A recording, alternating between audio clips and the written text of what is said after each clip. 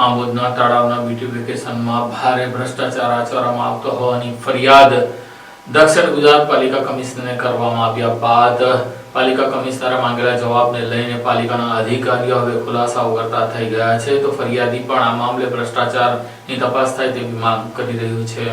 આમોદમાં નગરપાલિકા દ્વારા મોટા તળાવના બ્યુટિફિકેશન માટે ₹6,59,00,000ના ખર્ચે કામગીરી હાથ ધરવામાં આવી હતી, પરંતુ આ નવીનીકરણમાં મોટા પાયે ભ્રષ્ટાચાર થયો હોવાની ફરિયાદ દક્ષિણ ગુજરાત પ્રાદેશિક પાલિકા કમિશનરને કરવામાં આવી છે। આમોદ નગરમાં ગંદકી, સફાઈના અભાવ, ઉભરાતી ગટરો અને વિકાસ કામોમાં ભ્રષ્ટાચારથી લોકો ત્રાહિમામ પુકારી ઉઠ્યા છે। ત્યારે કોંગ્રેસના આગેવાન કેતન મકવાણાએ તળાવ બ્યુટિફિકેશનના કામમાં ટેન્ડર મુજબના બદલે હલકી કક્ષાનું મટીરીયલ વપરાયું હોવાના પુરાવા સાથે આરટીઆઈ અરજી લેખિત ફરિયાદ સાથે તપાસની માંગ કરી હતી। બીજી તરફ કોંગ્રેસ આગેવાની ફરિયાદ બાદ આમોદ નગરપાલિકાના ચીફ ઓફિસર દ્વારા ખુલાસો કરવામાં આવ્યો છે। આ મામલે પાલિકાના ચીફ ઓફિસર પંકજ નાયકે જણાવ્યું હતું કે તેઓ છેલ્લા 1 વર્ષથી ચાર્જમાં છે અને ટેન્ડર મુજબ જ કામગીરી થઈ હોવાનું કોન્ટ્રાક્ટરનું કહેવું છે, છતાં જ્યાં શંકા જણાય ત્યાં કોન્ટ્રાક્ટરને નોટિસ અપાઈ હોવાનું તેઓ ઉમેર્યું હતું। ત્યારે હવે સમગ્ર મામલે દક્ષિણ ગુજરાત પ્રાદેશિક પાલિકા કમિશનર શું પગલાં લેશે તે આવનાર સમય બતાવશે। આમોદ નગરમાં મોટા તળાવ બ્યુટિફિકેશનના કામમાં જે 7 કરોડની માતબાર રકમનો વિકાસનું કામ થઈ રહેલું હતું, જેમાં ખૂબ મોટા પાયે ભ્રષ્ટાચાર થઈ રહ્યો હતો, જેના અનેક આધાર પુરાવાઓ સાથે મેં પ્રાદેશિક કમિશનરને ફોટોગ્રાફ સાથે પુરાવા સાથે રજૂઆત કરી હતી, અરજી કરી હતી। ત્યારે પ્રાદેશિક કમિશનરે આમોદ નગરપાલિકાના ચીફ ઓફિસર 7 દિવસમાં જવાબ માંગેલો હતો, પરંતુ ચીફ ઓફિસર સાહેબે 40 દિવસ પછી જે જવાબ મને આપ્યો તે હાસ્યાસ્પદ જવાબ આપેલો છે, કારણ કે તેમને દરેક મુદ્દામાં ખાલી કોન્ટ્રાક્ટરને બચાવવા તરફી જવાબ આપેલો છે। તેમને દરેક બાબતમાં એમ લખેલું છે કે નગરપાલિકાના એન્જિનિયર હોય, અધિકારી હોય, પીએમસી હોય, ટીપીઆઈ હોય, તેમના અધિકારીઓની દેખરેખમાં સારું એવું કામગીરી થઈ છે તેવું દર્શાવેલું છે, પણ જેટલા મેં આધાર પુરાવાના જેટલા મેં મુદ્દા આપેલા છે તેમાં તમે જાતે આજે અહીંયા આગળ સ્થળ પર જોઈ શકો છો, ખૂબ મોટા પાયે આગળ ભ્રષ્ટાચાર થયેલો છે। બ્લોકમાં પણ લેવલ વગરના બ્લોક બેસાડવામાં આવેલા છે, જે ગ્રીલો બેસાડવામાં આવેલી છે તે પણ ઘણી એવી જગ્યાએ માર્બલ પણ તૂટી ગયેલા છે, ગ્રીલ પણ નમી પડેલી છે, તેમજ જે અહીંયા આગળ રબર મેટલ જે બેસાડવામાં આવેલા છે જેમાં કાળી માટીનો ઉપયોગ થયેલો છે, જેમાં ઘણા એવા રબર મેટલ બેસી ગયેલા હતા। તેમને એમ દર્શાવેલું છે કે રબર મેટલ કમોસમીમાં બેસી ગયા હતા, તેનું સમારકામ થઈ ગયું છે, પણ ઓ સાહેબ જવાબ આપવામાં જરા તો થોડા સાચી હકીકત લખો, જાતે અહીંયા આગળ સ્થળ પર આવીને જુઓ। આજે પણ ઘણી એવી જગ્યાએ રબર મેટલ તૂટેલા છે।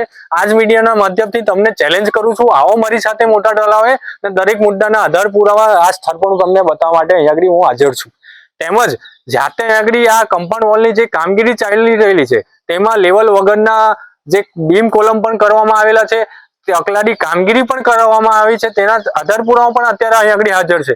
જ્યારે અહીંયા આગળ ખૂબ મોટા પાયે આગળ વિકાસના કામમાં 7 કરોડ ખર્ચ્યા છે, ત્યારે એવો રદ્યો અત્યારે આપી રહેલા છે અધિકારી કે જે કામગીરી ચાલી રહેલી છે તેમાં 5 વર્ષની એની ગેરંટી છે, તો એ સમારકામ કરશે।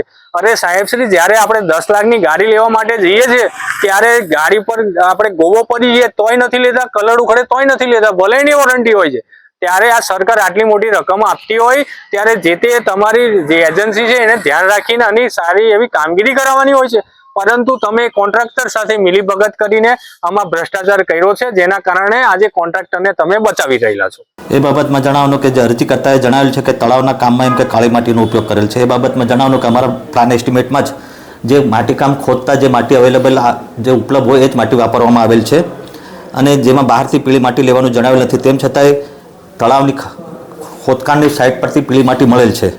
કોન્ટ્રાક્ટર સાઇટ ઉપર ખોદકામ કરતાં જે માટી નીકળે છે તેનો ઉપયોગ કરેલ છે। પાળા બનાવના ચાલુ કામ દરમિયાન રેગ્યુલર પીએમસીની હાજરી હોય છે, તેમજ અત્રેની કચેરીના બાંધકામ એન્જિનિયર પણ વખતો વખત મુલાકાત લીધેલી હોય છે, તેમજ જીયુ ડેમના એન્જિનિયરો ટીમ દ્વારા પણ સદર કામ પર સમયાંતરે મુલાકાત લેતા હોય છે, અને અમારી ટીપીઆઈ પણ એ કામ પર રેગ્યુલર સાઇટ પર વિઝિટ કરતા હોય છે, તેમજ ઇરમાની ટીમ પણ એ કામ પર વારંવાર વખતો વખત વિઝિટ કરેલ છે। આમ સમયાંતરે પાળાનું માટીકામ ટેસ્ટ રિઝલ્ટ એજન્સીએ પ્રાઇવેટ પ્રયોગશાળા તેમજ સરકારી પ્રયોગશાળા ઘેરીમાં કરાવેલ છે।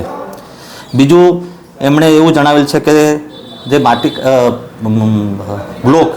બ્લોક બાબતમાં અમે તળાવની વિઝિટ કરતા અમુક જગ્યાએ બ્લોક બેસી ગયેલ છે, તૂટેલ છે, તેમજ કર્બ બરોબર બેસાડેલ નથી, એ બાબતમાં અમે અમારી પીએમસીએ કોન્ટ્રાક્ટરને નોટિસ આપેલ છે અને બ્લોક ફરીથી બેસાડવા માટેની સૂચનાઓ આપેલ છે। તેમજ અમુક જગ્યાએ જે અરજી કરતા એવું જણાવેલ હતું કે ચોમાસા પહેલાં એમ કે ગાબડું પડી ગયેલું હતું, એ પ્રી મોન્સૂન પહેલાં એટલે પહેલે ચોમાસામાં એ એને સુધારી દીધેલ છે.